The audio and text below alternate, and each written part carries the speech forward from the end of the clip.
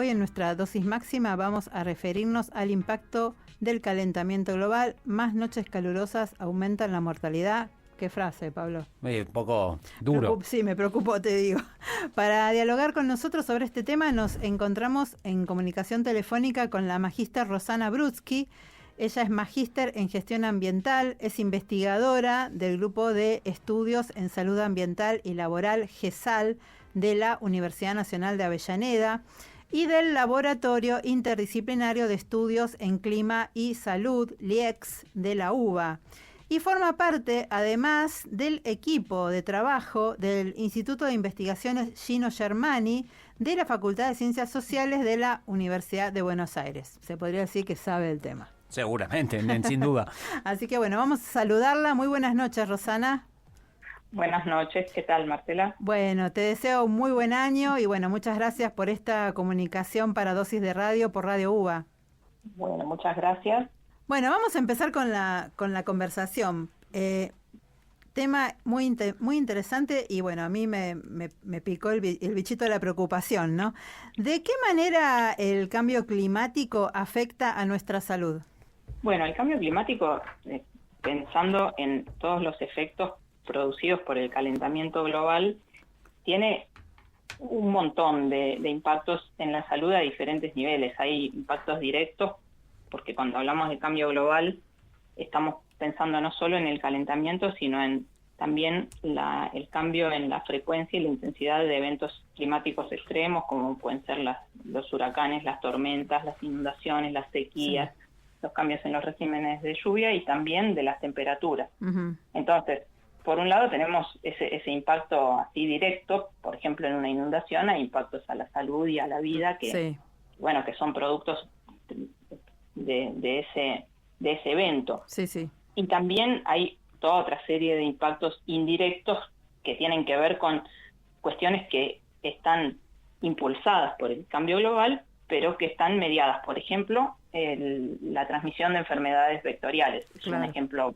sí, bastante fácil de verlo, porque cambian las temperaturas, cambian las condiciones de hábitat de los vectores, por ejemplo, y entonces, bueno, tenemos, por ejemplo, dengue en Buenos Aires o en otros lugares del país donde... Que solía no haber en cierta época. Claro.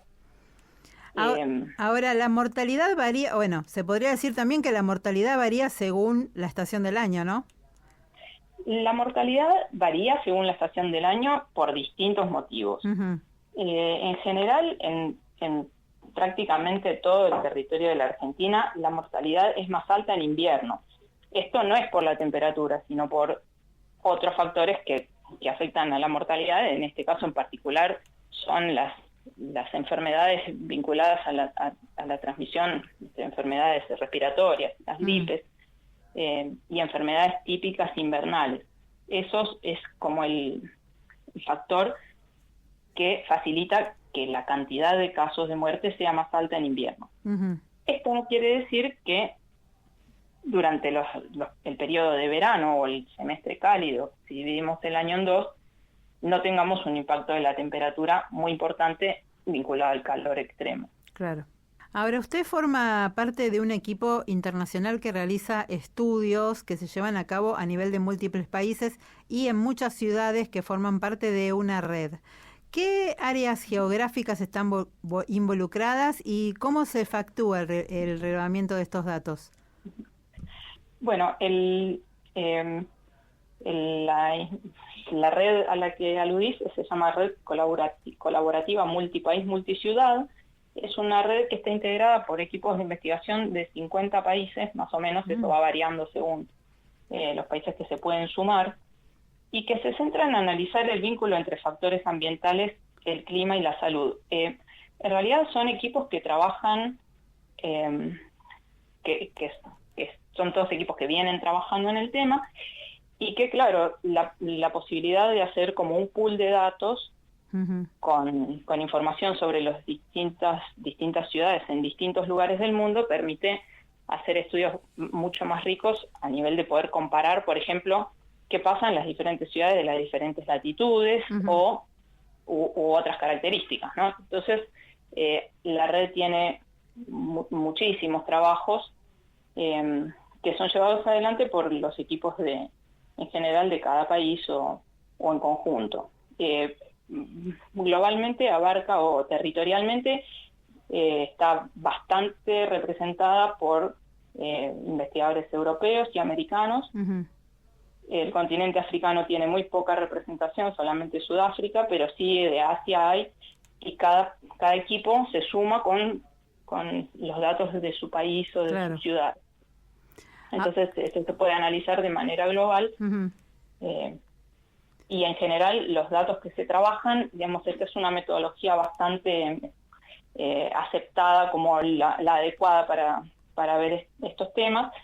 Y se trabaja con datos diarios de mortalidad y de clima, que son los recogidos por los servicios o los entes meteorológicos de cada uno de los países. Okay.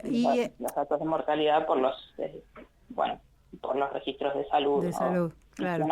Ahora, bueno, en función de esta información relevada, ¿se puede conocer la situación actual?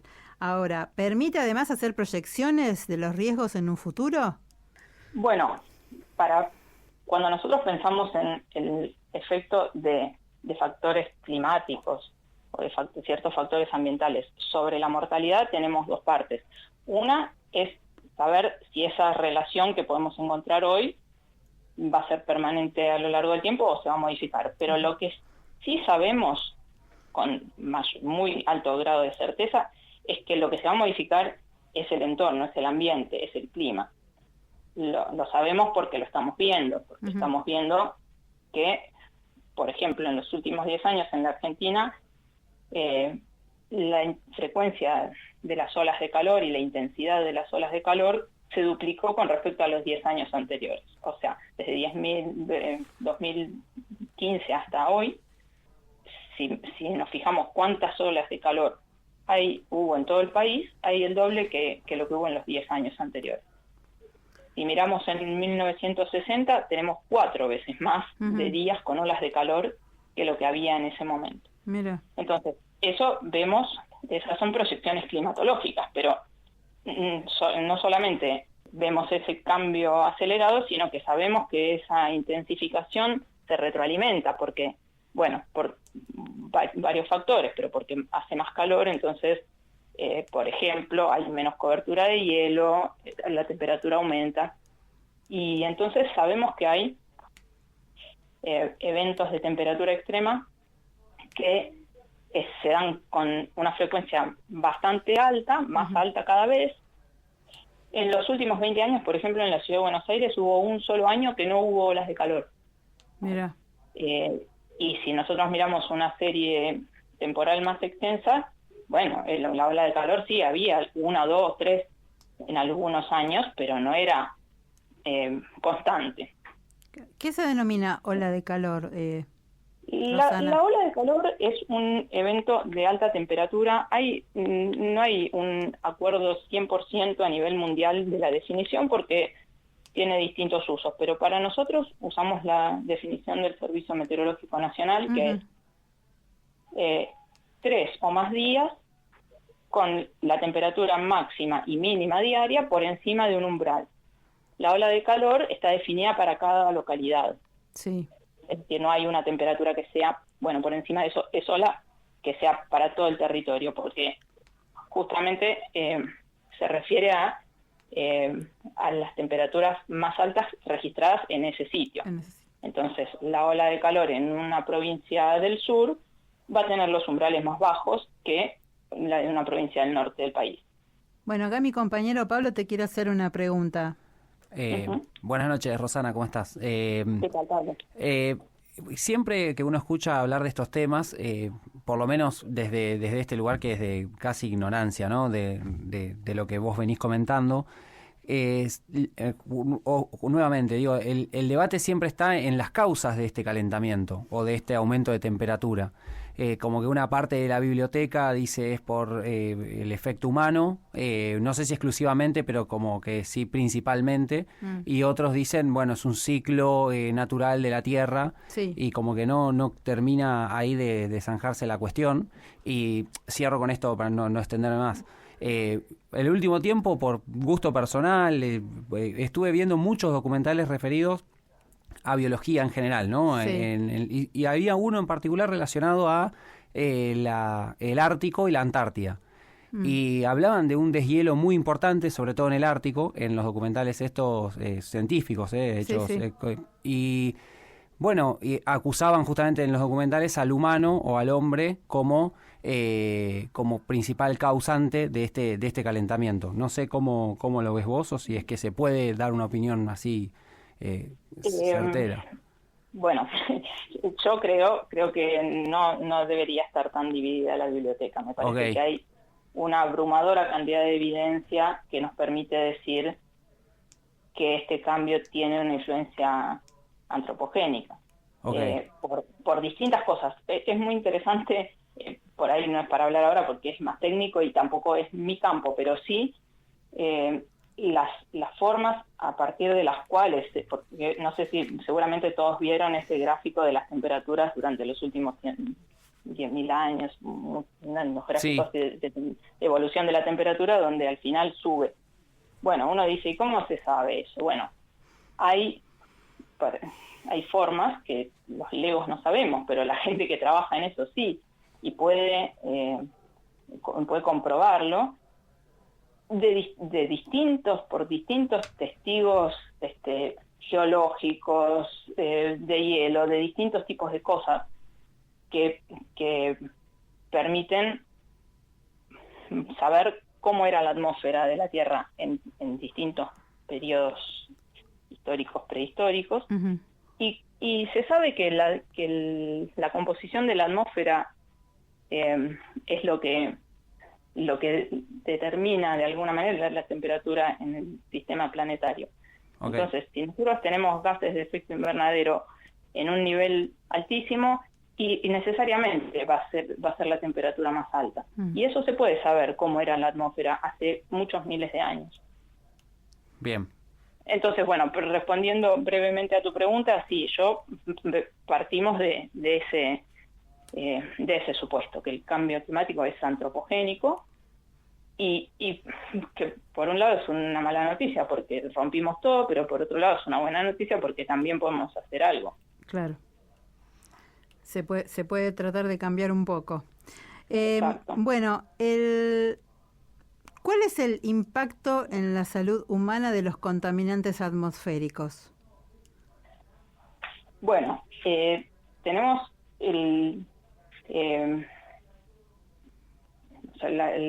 los contaminantes atmosféricos, como cualquier otro contaminante, son elementos, son sustancias que dañan a los organismos. En particular, hablamos de la salud humana, sabemos que respirar aire contaminado tiene distintos efectos en la salud, tiene impactos comprobados es fácil de imaginárselo con la salud respiratoria, pero también con otras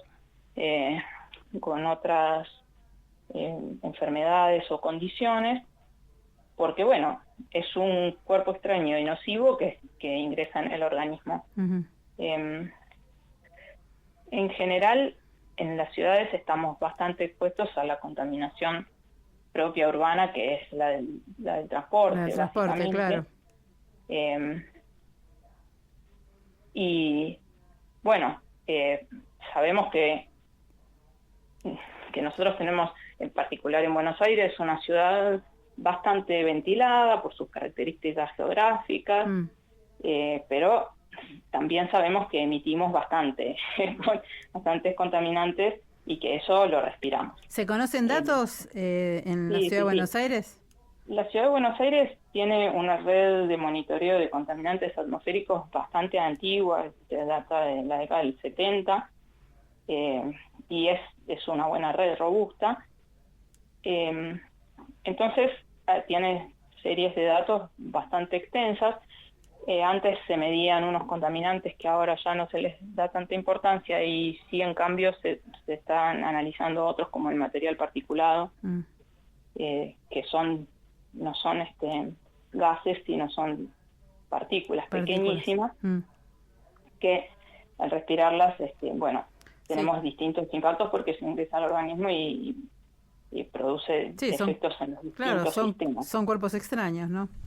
Ahora, son cuerpos extraños, en algunos casos, en algunos casos son tóxicos, por ejemplo, en algunos casos son asfixiantes, y en el caso de las partículas también puede ser todo esto junto, porque las partículas están compuestas de distintas cosas según de dónde salgan. Claro.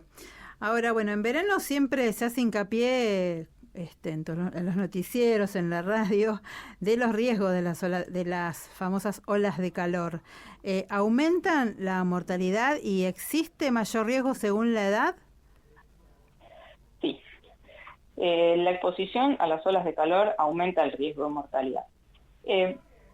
Quiero aclarar una cosita. Sí, por favor. Primero nosotros cuando decimos, bueno, en la ola de calor hay más muertes, no son muertes que ocurren por calor, por golpe de calor, por una situación, o no siempre, o no todas, están vinculadas ni siquiera en nuestra conciencia al calor.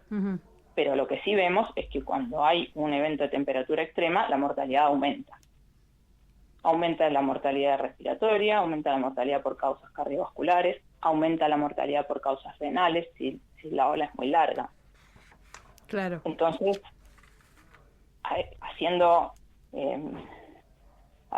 distintos estudios y controlando por otras variables, podemos decir que ese exceso de la mortalidad es atribuible a la ola de calor. O sea, en los días de ola de calor hay mayor riesgo de morir que en cualquier otro día del verano. Claro, y quizás afecta más a personas mayores y a niños, como se suele decir. Claro. Hay grupos en particular que son más vulnerables por distintos motivos. Claro. Las personas que tienen alguna condición de salud que debilite su organismo, o que su organismo sea más frágil por motivos de la edad, que son las edades extremas, los adultos mayores y los chicos, los bebés, los lactantes, claro. Las personas gestantes también, porque el organismo está exigido a otro nivel, entonces tienen menos margen para hacer las tareas de aclimatación que permiten que... La regulación de temperatura que se dice. Al calor. Claro. Y después hay otros grupos que no es por su condición orgánica, sino por otros motivos. Por ejemplo, además, estos grupos que mencionamos, muchos de ellos son dependientes, o sea, dependen de otras personas para satisfacer las necesidades que la exposición al calor implica, para hidratarse, para protegerse del calor. Claro. Sí, seguro. A los bebés los tenemos que cuidar nosotros, a los adultos mayores muchas veces también. Y después hay otras personas que, por ejemplo, por su tipo de actividad, porque laboralmente están exigidos a trabajar al aire libre. O a tener una actividad física intensa en momentos de mucho calor, y tampoco tienen autonomía para decir, bueno, me quedo, hoy no voy, qué sé yo. Claro, no.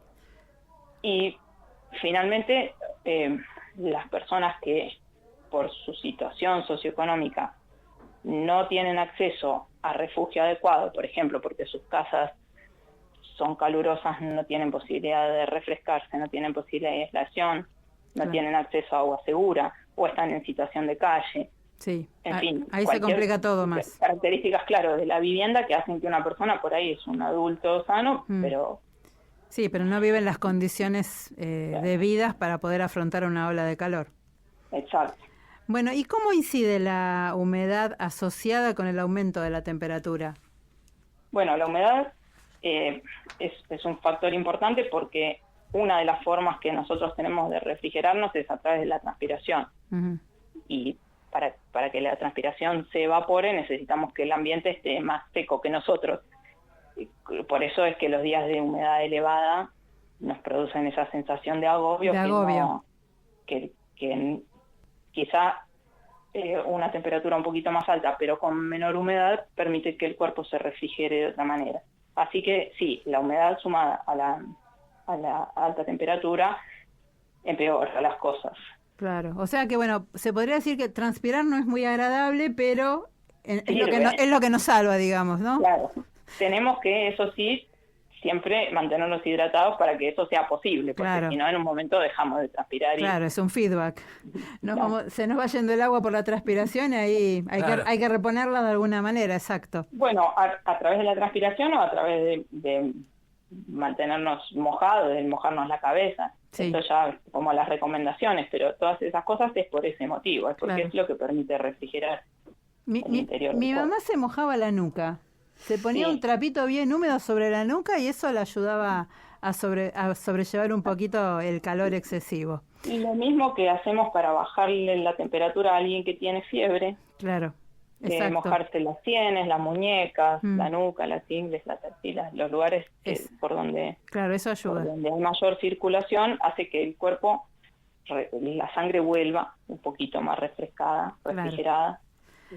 Bueno, voy a recordarles a nuestros oyentes que nos encontramos dialogando con la magíster Rosana Brutsky. Ella es magíster en gestión ambiental, investigadora del Instituto de Investigaciones Gino Germani de la Facultad de Ciencias Sociales de la Universidad de Buenos Aires. Rosana, en estudios recientes analizaron las repercusiones de las noches calurosas. ¿Cuál es el umbral de calor nocturno para que no nos afecte? Bueno, esto tiene que ver un poco con lo que hablábamos antes, de que los umbrales están fijados para cada localidad porque el cuerpo humano y de todas las especies tiene una adaptación a sus condiciones de vida.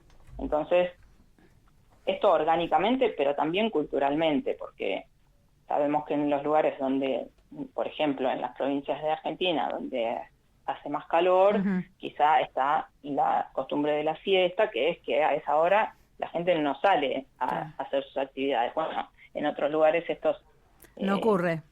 Se ha perdido y entonces no importa ni la temperatura que hace, ni la hora del día que es, y funciona con un ritmo fijado por otras cosas. Así que nuestra ciudad. Sabemos que obviamente el ser humano se puede sobrevivir y estar confortable en un rango de temperatura, pero cuál es para cada localidad está determinado por todas estas cosas, por las posibilidades que hay de refrescar a la noche, etcétera. Esto que me preguntabas de las noches calurosas es importante porque yo les decía antes, la ola de calor está fijada cuando se alcanza o se supera cierta temperatura máxima y mínima, porque uno puede quizá tener bastante calor durante el día, pero si a la noche puede tener un alivio y refrescar, es un impacto bastante distinto para el cuerpo. Claro. Cuando las noches son calurosas, la capacidad para descansar y recuperarse se afecta y las alteraciones del sueño alteran la capacidad de termorregulación. Entonces, dormimos mal y al día siguiente estamos peor preparados para enfrentar ese calor del día. Exactamente, sí, es verdad eso. Yo lo puedo comprobar porque a mí me pasa. Los días de muchísimo calor me cuesta dormir, no descansás. Cuando la temperatura no bajó, aunque sea unos 7, 8 grados, que vos decís, bueno, hace 25, 23, 24, podés descansar. Quizás usás una sabanita liviana, no prendés tanto el aire acondicionado, con un ventilador lo resolvés. Ahí uno descansa mejor, duerme mejor. Exactamente. Sí.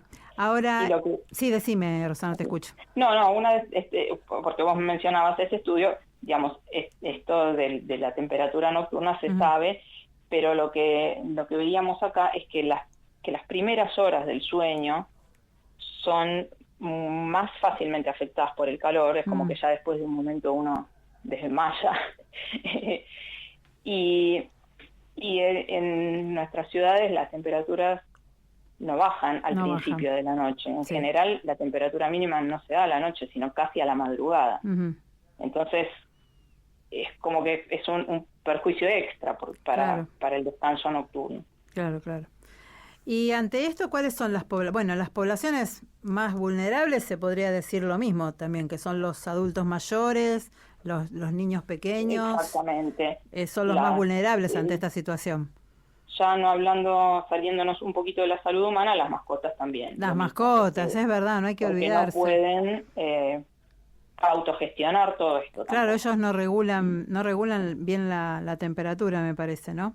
Eso por un lado, y además necesitan que nosotros le pongamos el agua fresca. Claro, que un lugar de sombra o de un poco más fresco Sí. Sí, a la mía le gusta el sol, tengo una perrita, pero lo que sí observo que estos días va poquito al sol. Sí. O sea, capaz que está 1 minuto o 2 y ya se mete a la sombra, se queda un rato. Pero bueno, me pide salir al patio, pero mi patio está que arde. Por eso eso está bueno, que los animales saben y bueno, y pueden, si tienen la posibilidad, está perfecto, le gusta el sol, sale al sol, pero después puede volver. Claro, no dejarlos encerrados afuera. Tampoco dejarlos adentro del auto, señoras y señores oyentes. Exacto. Bueno, así que ¿cuáles serían? Perdón, ni mascotas, ni muchísimo menos personas, ¿no? Obvio, no, seguro que no. ¿Y cuáles serían posibles medidas de prevención ante todo esto, Rosana? Bueno, hay como 2 grandes grupos de medidas de prevención. Una son es lo que llamamos la prevención inmediata, las medidas individuales que podemos tomar. Que yo lo primero que diría es prestar atención a los alertas. El Servicio Meteorológico Nacional tiene una alerta que emite todos los días y entonces, bueno, cuando hay una alerta amarilla, bueno, prestar atención. Si hay una alerta naranja y empezar a hacer ciertas cosas. Si hay una alerta roja, bueno, tener bastante cuidado. Las medidas de cuidado y autocuidado son algunas que conocemos bastante porque nos las repiten, pero no está de más porque hay que tenerlas siempre presentes. Yo podría decirte que hace algunos años no se hablaba tan enfáticamente de, bueno, la necesidad de hidratarse aunque no tengamos sed, de organizarse dentro de lo posible para disminuir la exposición, esto que hablábamos recién. Si podemos no ir al banco a las 2:30 de la tarde. Sí, tal cual. Al del sol, y mejor ir más temprano y del día siguiente. Después, tener algunas costumbres vinculadas a la vivienda que sean, que permitan tratar de disminuir el uso de aire acondicionado, usarlo si se tiene y se puede y se necesita, pero ventilar la casa de noche, cerrar durante el día, poner cortinas, o sea, tratar de aislar la entrada de calor donde vamos a estar. Claro. Y después otras cosas que tienen que ver con la situación en general del lugar donde vivimos.